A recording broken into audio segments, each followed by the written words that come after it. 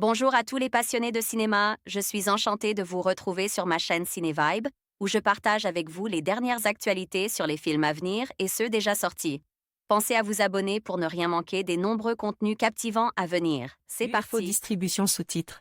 Le chat qui n'avait plus peur de l'eau. Date de sortie, 30 octobre 2024. Durée, 1h25 à participa. Cannes 2024, Annecy 2024, L'Étoile des Mômes 2024, Chefo en lumière 2025, site officiel de la peur à l'entraide. Un chat gris fonce se promène en pleine forêt. Échappant à une meute de chiens, il se retrouve soudain emporté par une vague. Se réfugiant sur une statue féline géante, les eaux montant de plus en plus, il trouve refuge sur un voilier à la dérive, dans lequel est déjà installé un ragondin.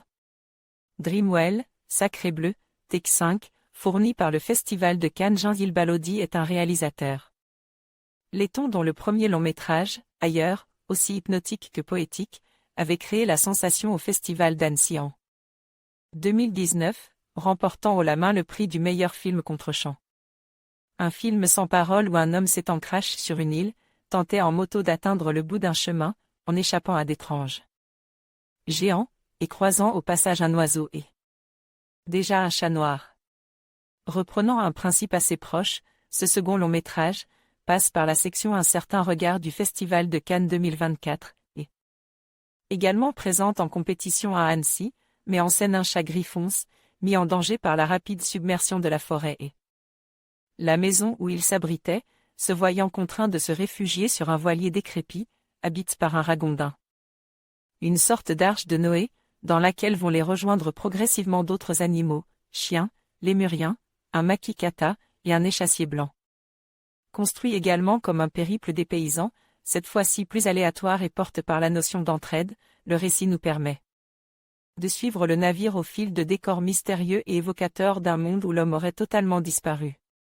Les premières scènes dans la forêt nous introduisent à l'habitat de cet animal peureux, dont la silhouette semble avoir été sculptée de multiples fois par un artiste qui n'est plus là, tentant d'échapper à une meute de chiens ou d'éviter d'être piétine par des cerfs. La fluidité des mouvements et leur naturel sont assez confondants, prêtant moins aux animaux des intentions humaines que des mimiques ou mouvements qu'on leur connaît déjà. Quant au graphisme, ils ne recherchent pas un réalisme absolu, en évitant la description du moindre poil de pelage au profit de dégradés de couleurs pour les chiens ou le ragondin, ou de gris pour le chat.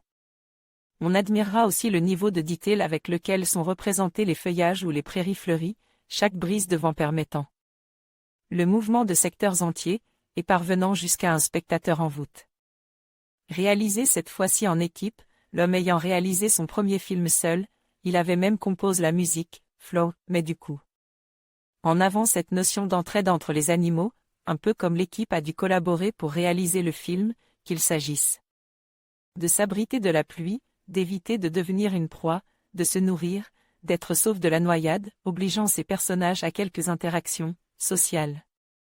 Avec toujours une belle part d'inconnu et de mystère, les décors comme l'intrigue, dotés de quelques pointes d'humour, nous entraînent avec poésie vers une fin aussi touchante que déroutante.